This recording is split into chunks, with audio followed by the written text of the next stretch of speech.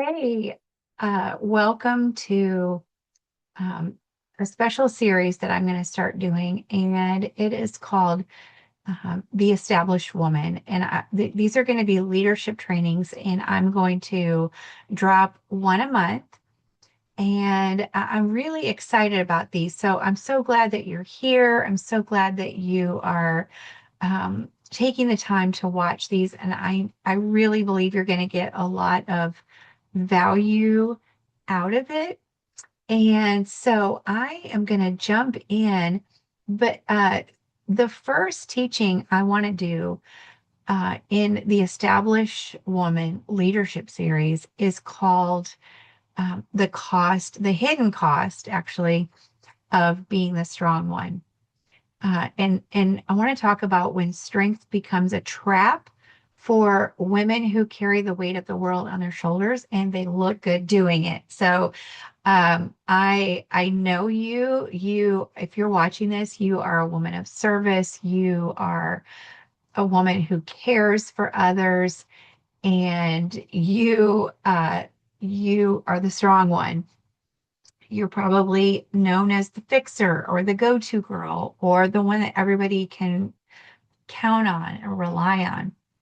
And I know this so well because this was me. And um, I have been through the ringer in my life. I've been through all kinds of devastation. Um, I've lived through uh, divorce and rebuilding my life. I've lived through rejection, abandonment, and all the things. And so, but out of it, I didn't just lay down and die. I became incredibly strong. And so, for years, from the outside, people really admired my resilience. And they would say things like, "I don't know how you do it," and I don't know. I didn't either. I didn't know how I did it either, but I knew that I was living from a place of strength, and that strength was I really like touted that strength as a badge of honor. And people would say to me, my life got turned upside down. I rebuilt my life and became successful and on the outside, but on the inside, I felt unsupported. I felt lonely. I felt misunderstood. I felt like no one really gets me. And I was so busy taking care of everyone else. And I thought, um, like, I don't feel like anybody's taking care of me. So what I realized along the way is that I was being so strong because the strength I was walking in had been birthed out of survival strategy. And so, I thought that my big defining moment for my life was, going through divorce and coming back from that. I was a single mom of four, lost everything. We lost our home. We went through bankruptcy, and I had to rebuild my life from scratch. And I really thought that was like the heart of my defining moments was that when that resilience kicked in. But as I started doing more work on myself and the work that I do with women, I don't just do that with women. I'm always doing that same work for myself. But I realized something that I didn't start being the strong one in adulthood. That strong woman was actually created in childhood. And so, sometimes I felt like, standing up and using my voice would get me in trouble. Or, I was the one who um, I was easygoing, and I am easygoing. but that easygoing became a badge of honor. I was even called an easy keeper. And what it did is that it somewhere along the way, I made a decision that me being an easy keeper, me shrinking, me being quiet, me taking care of everyone else, me being the strong one, being there for everyone else, um, I have to carry myself, and there's no one there for me. And so this really set in, and that one decision, as a child, that decision of like, I have to be the strong one, it really flowed into my ministry. It flowed into my business. It flowed into my marriage, into my leadership, the way I was leading, and it flowed into my business. And so, you know, I became incredibly capable, and people even would say to me, like, you're such a high achieving woman. And I was like, oh, thank you. But I didn't realize that high achieving, um, it my strength was being applauded, um, but it was at a cost. And the cost was that I was becoming more and more disconnected from myself. And so I ended up carrying responsibilities that God never uh, instructed me to carry. I confused over functioning with faithfulness. This is a big one right here. And if you're watching this video, this might be something that you've done as well. And I confused exhaustion with obedience. And I believed that, I had to carry everything or the world was going to fall apart. Like the other shoe was going to drop. So anybody ever been there? Like you're just waiting for the other shoe to drop. And so you've got to overfunction and over manage and read the room and constantly worry about what everybody else is feeling, and everybody else's comfortability, or the other shoe is going to drop. And so I learned this strategy very well. And where I really learned this was that I had built a successful business. I had come back from setback of divorce and bankruptcy and all of that. And I had raised strong kids, and things were going good. I, became a best-selling author, and I'm known in the community, which was great. But I felt lonely. I felt exhausted, and I ended up with high blood pressure because I was just carrying the weight of everybody else's breakthroughs, everybody else's feeling, making sure everyone else is okay. And for me, I always say it like this, like I was so busy trying to make sure everyone else was happy, but I had completely lost my joy.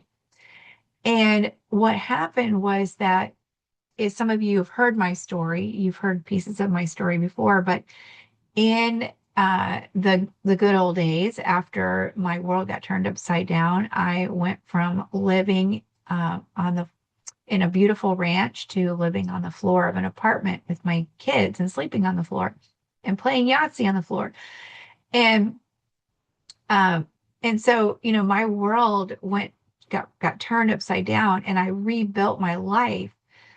But as that happened, something very interesting happened. And I was moving from one house to another, and I had put all my things in storage. Now, there's all the things that I had bought, and I had the things that I had used to rebuild my life. I put everything in storage, and the storage caught fire, and I lost everything again.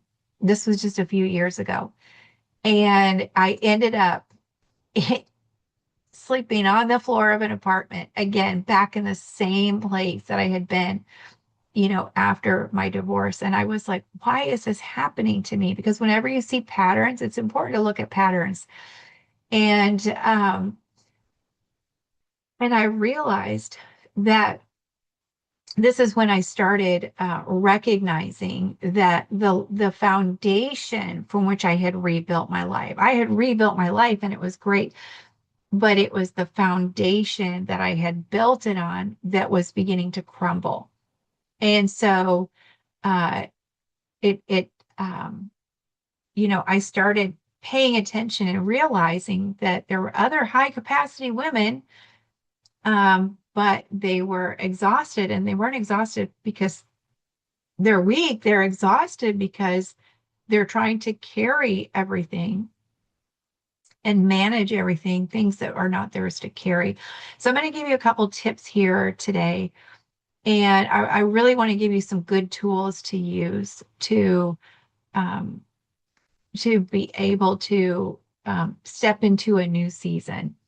And and so what happens when we do that? We we choose to be strong as a survival strategy, and we mistake it for leadership. And I see this happening with leaders all over. And and so I'm gonna I want to give you some really good tools today. But we can no longer, if we're going to, as women, if we're going to soar, we can no longer mistake um, busyness, chronic busyness for success, and we can no longer mistake strength as being a good leader, because we have in the world today, we have people all around us. We have examples of leaders that are biting the dust, and they're dropping like flies, because they're carrying the weight of this. So here's what I want you to know. This is not just a teaching. This is not just some good idea that I got off of AI or, anything like that. And I'm thankful for ChatGPT to help me organize my thoughts. But this right here is my guts. This is coming from my guts, and I want you to know that. So this is not just a teaching today. This is really an invitation for you, that if you are the strongest woman in a room, that you can still be strong. I know you're not going to be stop being strong. So I'm not going to ask you to stop being strong, but I'm going to ask you to consider, why are you being strong? Where is your strength coming from? And so that's what we're going to talk about today. This is really an invitation for you to take a pause and really consider what's going on in your own life, so, and strengthen your inner foundation so that you can keep going, keep building more success, step into your for such a time as this, and really make a bigger impact without losing yourself in the process. And so, I've seen, I've coached thousands of women over the years, and I've sat across the table from thousands of women and sat on Zoom with thousands of women. And, it is true. Some of the most strongest women, that are doing the biggest things, they are the most exhausted. And you never know, because they look capable, they look successful, they look dependable, they look good doing it. But, you know, uh, we don't have to settle as strong women. We don't have to settle for being exhausted. And, there's a difference between being tired because you need to rest, and there's a kind of tired that sleep doesn't fix. And there's a kind of tired that comes from the pressure of carrying the weight of the world on your shoulders, and it's not yours to carry. So I remember I was out taking a walk one day, and I was going through this whole season. I just lost everything again. And I was like, why, God, why is this happening again? And I knew, like, I never thought like, oh, God's mad at me or God's punishing me. It wasn't anything like that. But it was like, okay, when you notice patterns, when I notice patterns in my own life, I really start to look at, why are these patterns showing up? And I wasn't just tired, I was soul tired. And that's really what I'm talking about here today, is for women who are soul tired. But I remember I was out taking a walk, And I was thinking about this whole thing, and I was starting to get this awareness and realize, like, I'm not stressed out because of all the things I'm doing. I'm stressed out because of the thoughts I'm thinking. And I heard this word, and I heard submersive stress. So I started really thinking about, it's not the stress of a lot of times like the outward things that are happening to us, but there's this like submersive stress, this stress that's like lives under the surface that we carry, that are based on like fear of what we've experienced in the past. Maybe it's based off of conditioning, maybe it's based off of just even your own negative self-talk. And here's the thing, like I rarely, I am calm. I don't lose my temper. I really don't. And I'm very steady. But I also recognized in that moment that not only was I steady, but I was bearing a lot of grief and stress of things that I thought, well, I can't really go back and grieve because I'm the strong one. So I just have to keep going. I got to pick myself up by the bootstraps and just muscle my way through. And that was causing submersive stress, stress that lives under the surface. And that's what caused my high blood pressure. And so one time, again, in during this whole season of my life, someone said to me, what do you do if someone says, they said, I bet that people say to you, can I have 5 minutes of your time? Do you have a minute? And you just jump right in and say, yeah, whatever you need. And I scoffed, when they said that to me, and I was like, I, I don't do that. And literally that night, I decided to take a bubble bath. And I was starting to realize, like, there was things I needed to let go in my mind and just begin to take care of myself. And I thought, well, I'm going to start with a bubble bath. So I got in the bubble bath, and I had my phone next to me in the bath, of course. And while I was in the deep, moving into deep relaxation, my phone goes off and someone texts me, do you have a minute? And would you believe I answer and say, sure, what do you need? Now, I didn't call them, I didn't talk to them, but I was in a texting back and forth with them in a bubble bath, like trying to relax. And that's when it hit me. I was like, oh my goodness. And this is what happened to me. My mission was non-negotiable. Over the years, I have developed, I know my mission, my vision, my purpose, my core values, my potential, my passion. I help women to write a mission statement, vision statement, purpose statement, potential statement, passion statement, a calling statement. Like, I know all of it. I know my mission backwards and forwards, and I am committed to my mission. And I've lived committed to my mission. But my mission had become non-negotiable, but my well-being had been completely negotiable. And so that's when I realized this is a problem. Um, and so I just really want to address this idea that being the strong one, your strength can be a trap. And I'm going to show you how to adjust it. So don't worry, but stick with me. And maybe you found yourself saying, like, if I don't do it, it's not going to get done. Or you've said, if I let it go or take my eyes off of it, it's going to fall apart. Or maybe you said, it's easier for me just to do it by myself.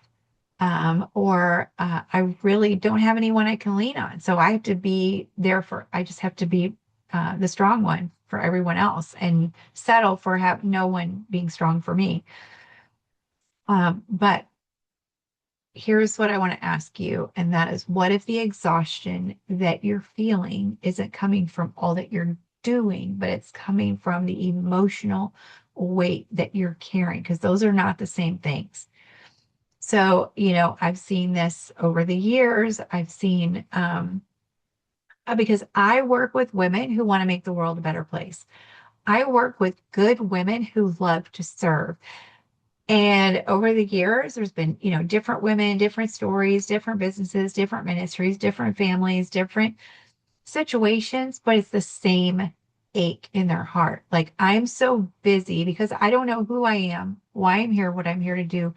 Like, at my core, for me, I had become the woman I was supposed to be instead of being the woman I was created to be. And so it develops this ache inside. And so I started paying attention to that ache that I saw every woman have.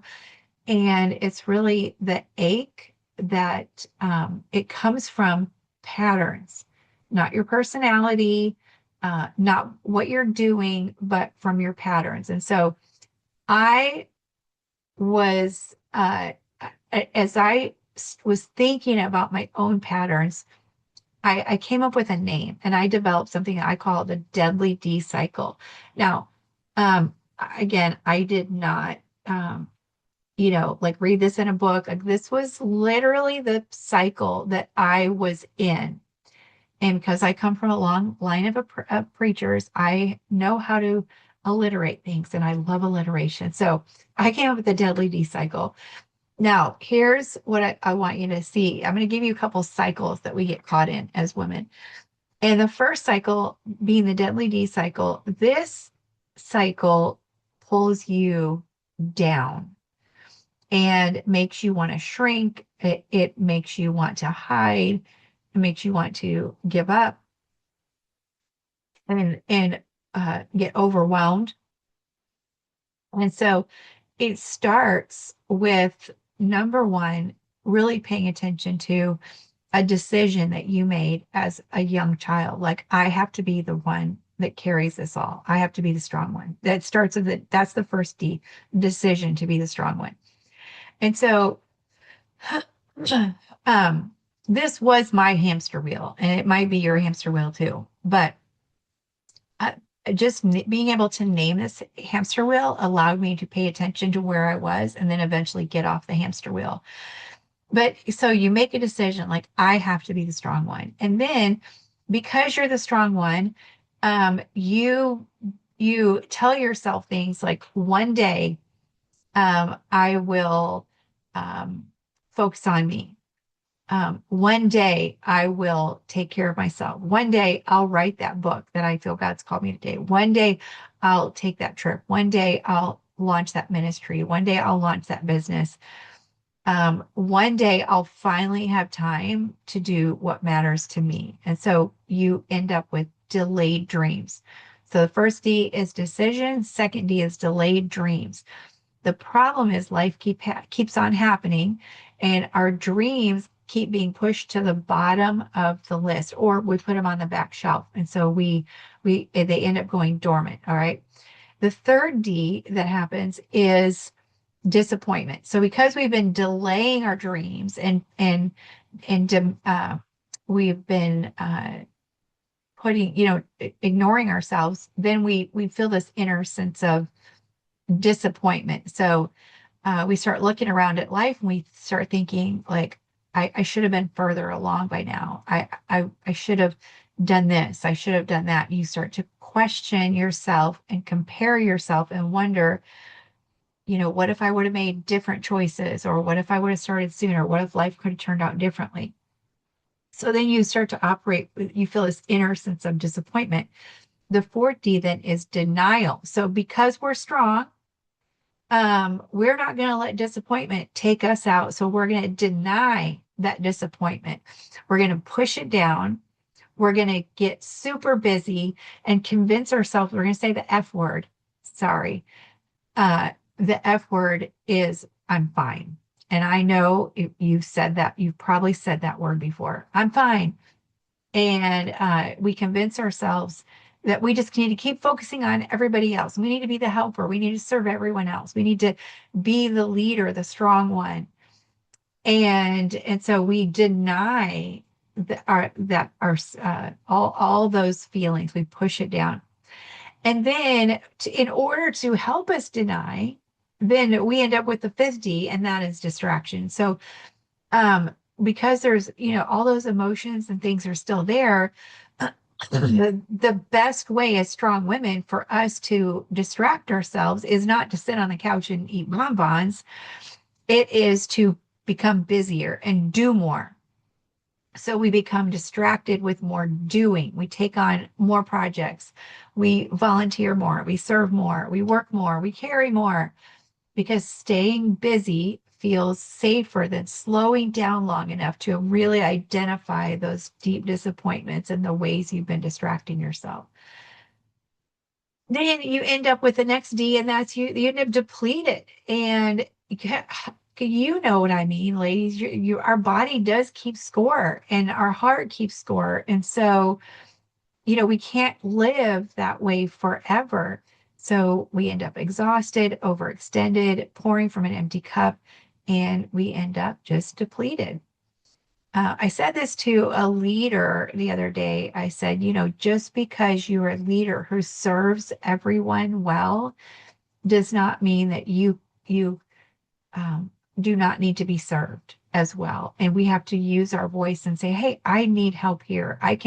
We have to understand our own capacity and say, I don't have the capacity for this, but I have the capacity for that. So then the last D is we end up with this diminished sense of who we really are. And our doing and our busyness um, becomes our identity, and the strong one becomes our identity.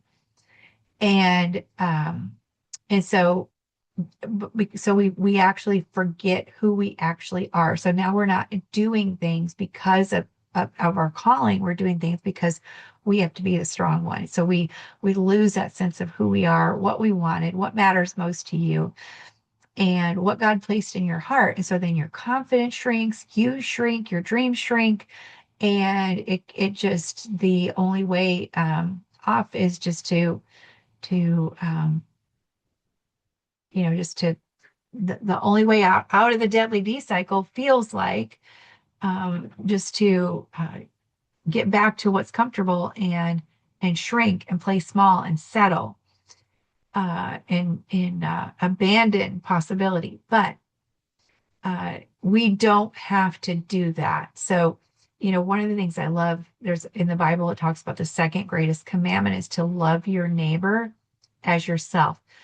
And here's the thing is you can only love your neighbor to the degree that you love yourself.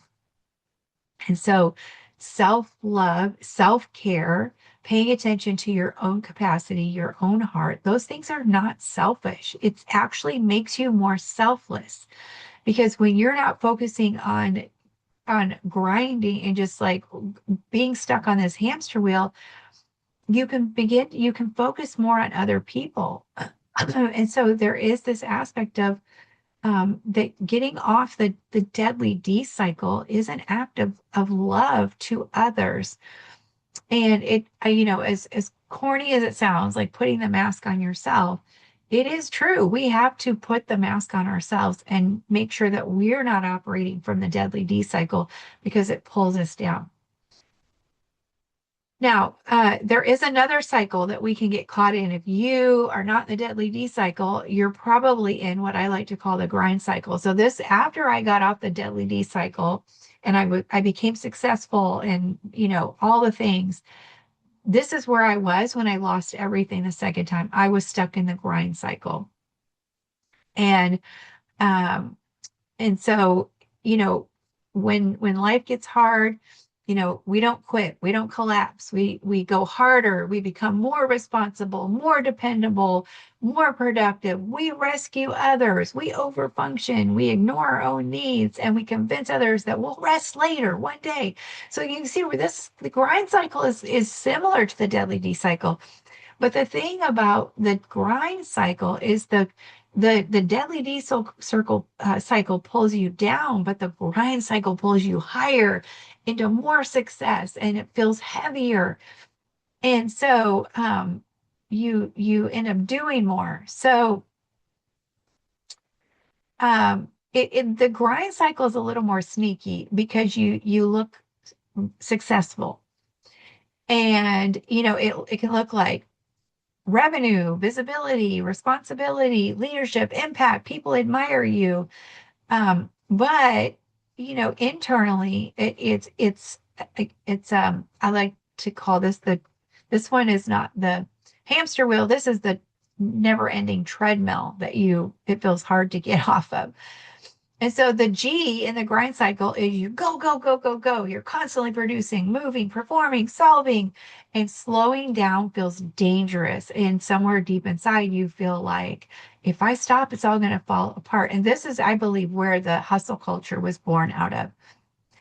And then after your go, go, go, go, go, then because it starts to feel heavy, that's when you start to resent your calling. You start to resent your purpose and resent the success that you have, and you start to feel resistant toward it.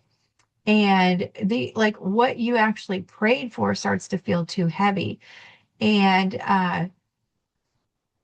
you might even feel like, why do I feel bitter about the thing that I prayed for? It actually happened, and now I don't want it anymore. And I see this happening all the time. Once you've been in the go go go mode, and then you begin to resent your success, it you're in the middle of this which is invisible exhaustion. And everybody sees what you produce, but they don't see the cost. And so you might say things like, how can I keep pretending that I'm actually okay? So then you go to the N in the grind cycle, and that's where you numb yourself and you neglect yourself. Again, much like the deadly D cycle, but this one's pulling you higher. And so your boundaries blur, right? Like when you're in a hot bath and someone says, can I have a minute?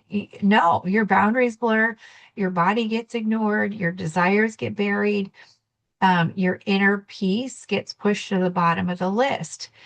And, you might even say things like, I don't remember the last time I did something for me. And then the D in the grind cycle is that you default to the plateau, and you sabotage yourself to stuck. Not because you don't have the vision, you don't have the ability, you don't have the discipline, but because the structure that you built from it began to stall your growth. And so now you're no longer advancing. Both the deadly D cycle and the grind cycle, they are both um, forms of self-abandonment. And so this is where I help women is to stop abandoning themselves so they can have more success, more influence, more impact, more income without buckling under the pressure, without sabotaging themselves back to stuck because it's become too heavy.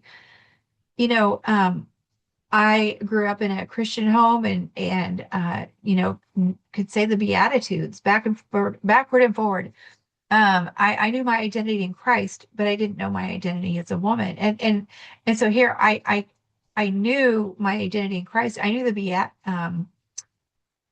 the sorry, not the Beatitudes. I said that wrong. The fruit of the Spirit, the fruit of the Spirit. Um, but I, for some reason, thought that I can't have the fruit of the Spirit. Like I have to stay busy. I have to help everybody else have the fruit of the Spirit.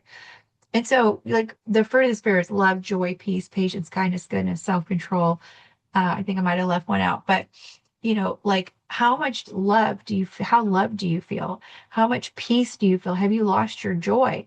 Those become measuring sticks for you. And that if you're not operating in the fruit of the Spirit, if you have no joy, if you have no peace, that's a red flag for you to say, hey, something's off. Like the way you're leading is there, it's setting you up to crumble. And so then, we end up in the deadly D cycle, we end up in the grind cycle. And then we get the strong woman syndrome. Like, I have to always be the strong one. I'll handle it. I don't need any help. I've got this.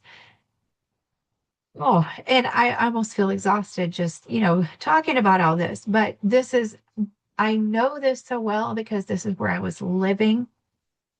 And this is what I help women step out of. Um, and so listen, strong is who you are. Strong is it's a part of you. Let me say it that way. Um, it's this strength is in you, but being the strong one was never meant to become your identity.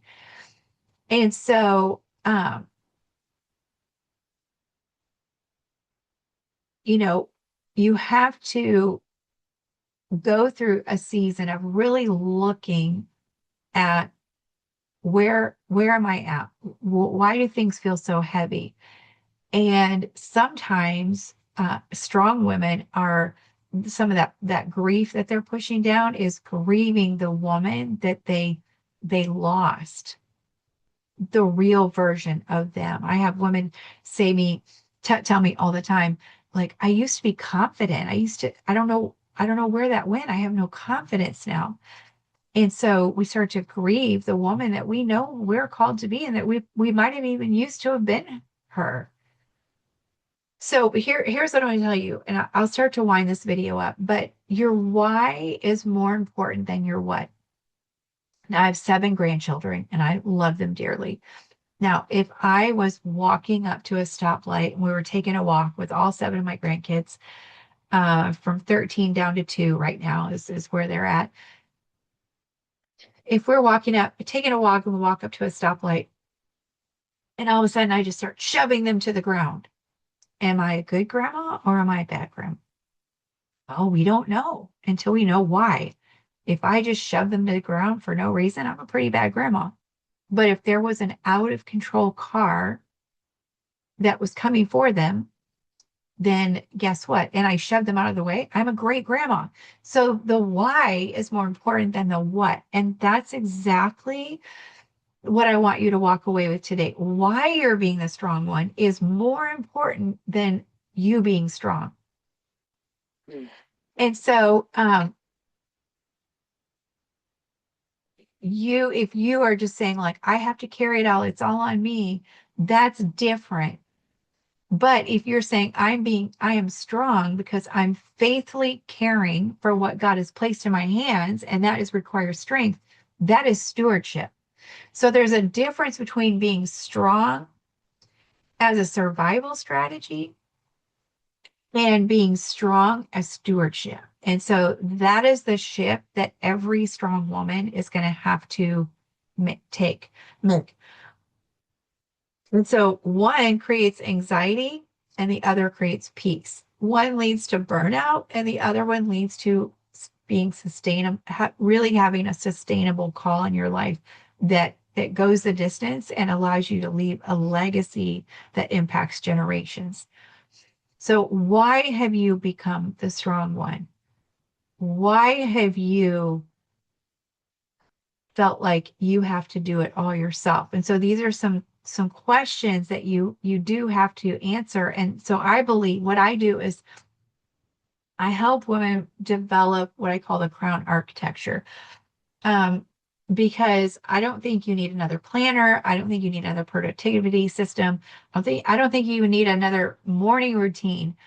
But the life that God is calling you to, the level of his success that God is calling you to is going to require something a lot deeper than that. And it's going to require an internal structure because every building has a capacity and how you know how much capacity it has for how many floors it can go up, it depends on the foundation. And so, uh, as a visionary, again, so okay, so let me explain this real quick before I go on.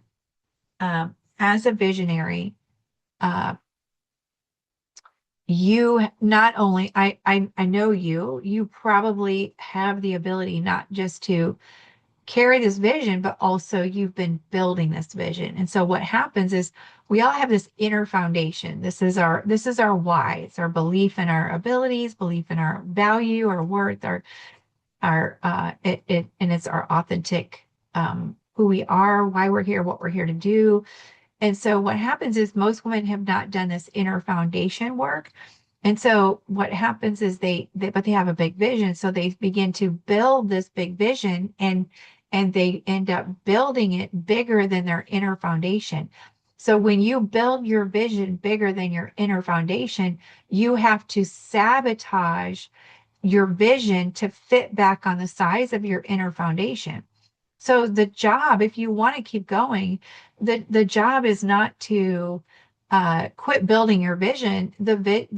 Your opportunity is to go back and expand your inner foundation so that you can keep building your vision bigger and bigger and bigger. But it's always built on this foundation that supports what you're here to build. And so, just like, there can be 5 points on a crown. I believe there's 5 things that we have to do as strong women. First of all, we have to wake up to the fact that, like, what have those survival strategies been? What are the patterns I've been operating in? What are the compromises I've been making? How have I disconnected from the woman that God created me to be? And then we have to anchor in this anchor in our values, our purpose, anchor in our why. And what this does, this regulates your inner world so that you can have good, clear boundaries. And this is where you're able to really confront those fears and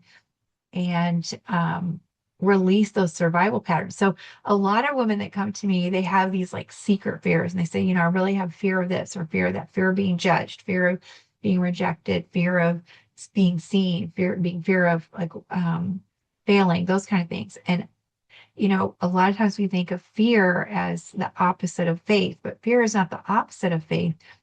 Fear is faith for the negative. So fear is faith in action. So if you struggle with a lot of fears, guess what? I believe that means you're a really powerful woman of faith. You just need to direct your faith instead of directing it to the negative and the past. Direct your faith forward. And so that's what we do in the anchoring stage. We really shift all of those things. And then the third point in your crown is so we've got awakening, anchoring, and then authenticity. And this is a really key peak right here. Is being authentic, because most women are operating from who they think they should be instead of who God created them to be. Almost every woman that walks through my doors, or that I sit across from, or I work with, when she does a personality test that I take her through, she is operating from a personality that is not her own. It's one that she assumed that she needed to be. And when she finds that deep level of authenticity, her whole world opens up. And this is where I help women write a purpose statement. I think it's like 97% of people in the world don't know what their purpose is. And your purpose is not what you do. Your purpose is who you are at your core. It's who you've always been, and your purpose doesn't change. And the problem is, so I experienced this, and I had built a purpose around what I do. And then when what I did went away, I went through an identity crisis of epic proportions. And then we have to amplify. This is the amplification. This is where, once you have gone through the other 3 stages of awakening, anchoring, and allowing that authenticity to come forth, then we have to amplify your voice. This is where your voice really starts to emerge. You stop hiding. You start to lead with more visibility. You share your message, and your message is coming from that deep, authentic place.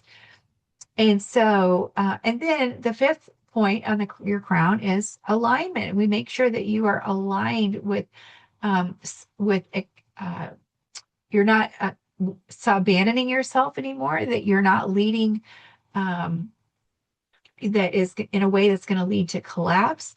But you're scaling, you're able to scale here without losing yourself. And this is where, if you've read my book, Summit to Soar, this is where you catch the tailwind and you begin to soar. And then, so these are like the points on your crown, but I also call this like the A-frame that we have to establish. This is the internal structure that most women have not taken the time to build. And in an A-frame, there's a tension beam in the middle. This is a real missing piece in a lot of women that I work with. And that's where that tension beam is made up of intentionality, investing in yourself in the right areas, and integrity, not in terms of your moral compass, but integrity in terms of wholeness, that you're being true to who God created you to be. And then trusting, not only trusting God, a lot of times you trust God, but you don't trust yourself, and or you don't trust the process. So you have to incorporate trust in a whole new way. Not only that, but timing is a part of that tension being, understanding the timing, and then transformation, that change is not enough. And I talk about this a lot in Summit to Soar, that change is not enough. And then we have to know how to operate and really go through transition. And so we have to establish that tension beam. This is why a lot of times women crumble, because they haven't done the work of anchoring in that tension beam. And transition works backwards. Transition begins with an ending and ends with a new beginning. And in the middle of transition is a no man's land, where you're like, oh, I don't know where I fit. And that's where a lot of times women think they're stuck, but they're not stuck. They're just in the middle of transition. And so this is a lot of the work that I do with women. And so, we've talked about the cycles that pull women down, the cycles that pull women higher. And we've talked about the architecture that you need, the internal architecture that you need in order to keep rising without losing yourself in the process and sabotaging what God has given you to build. Um, and so before we finish, as I wrap this up, I just I want you to, really love on yourself, love on that version of you that has gotten you where you are today. Um, but in order for you to get to your next level and new season, I believe that accountability is one of the things that's going to support you the most, and not accountability to what I want for you or what someone else wants for you, but I want to help you discover, like, what are the dreams and desires of your heart, what stepping into your next season would look like.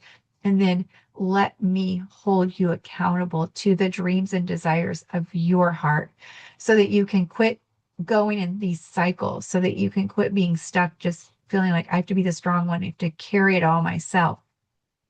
And so, if today's conversation has stirred your heart, if you felt the butterflies, um, then, I'd love to get on the phone with you, get on Zoom with you, and dig a little deeper. Um, and what I believe with all of my heart at this point in my life, I've done this for years, worked with women for about, at least 40 years now. And one of the things that I believe, a core belief for me, is that rooms are the wombs where transformation takes place. And so that's why I have developed rooms for you to come into in different seasons of your life. And I'll tell you about those rooms. But if you feel this, if you feel a connection and you've been looking for someone to hold you accountable to the dreams and desires of your heart, so that you don't keep getting stuck in those cycles, please, let's get on the phone. Let's get on Zoom. Let's do a clarity call, and let's find out which room is best suited for you. And so I have several rooms. I have the Ruby Circle, which is what I call the identity room. And this is where you've been holding it all together, but you really feel disconnected from yourself, your voice, from the woman that God created you to be. And you might have said things like, I've lost my edge, or I don't feel like myself anymore. We take care of all of that in the Ruby Circle and the identity room. And this is a group coaching environment where I have 52 lessons and more. There's more that are being released. We spend a whole month on what does it mean to have self-esteem? What does it mean? We spend a whole month on confidence. We spend a whole month on overcoming fears. We spend a whole month on setting boundaries. We spend a whole month on your money mindset, a whole month on your, who you are. And we even spend a whole month on your color, personality, your clothing personality, your personality. So we do a lot of work in this room. This is absolutely thrilling. There's women from all over the nation and even all over the world that come in to the Ruby Circle. And this is the identity room. If you want to go to the next level, you can add the Emerald Intensive, which is what I call the purpose room. And this is where you and I are in a room together, a Zoom room for 12 weeks. And this is private coaching. And I help you write a mission statement, a vision statement, passion statement, potential statement, purpose statement. Help you identify your intrinsic core values and really rewrite your story so that you're not living with those old narratives. So this is private, a 12-week private room that you and I we're in together. We spend 12 weeks together, and it is unbelievable. It is changing the landscape of women's lives and how they move forward. And they're stepping into crazy levels of success because they are no longer letting what they go through define them, because they've done the hard work of defining themselves. And then I have what I call the Diamond Council. This is what I call the leadership room. And this is where you are learning to steward greater leadership without losing yourself in the process. So a lot of these women are, 6, 7-figure earners, 8-figure earners. They have, they've built something big, but they're, again, like feeling the weight of what they've built, and they don't want that to crush them. So this is a private advisory council for established female founders who are leading ministries, movements, and mission-driven businesses. And they really want to expand their capacity and steward their influence so they can lead from the fullness of who God created them to be. So that's the Diamond Council. So those are the 3 rooms. And then I have a room for authors. If you want to turn your message into a movement and write a best-selling book, I have a room for authors and kingdom influencers. So those are my 4 rooms. If you know that you belong in one of these rooms, I want to invite you to schedule a clarity call, and I'll provide the links.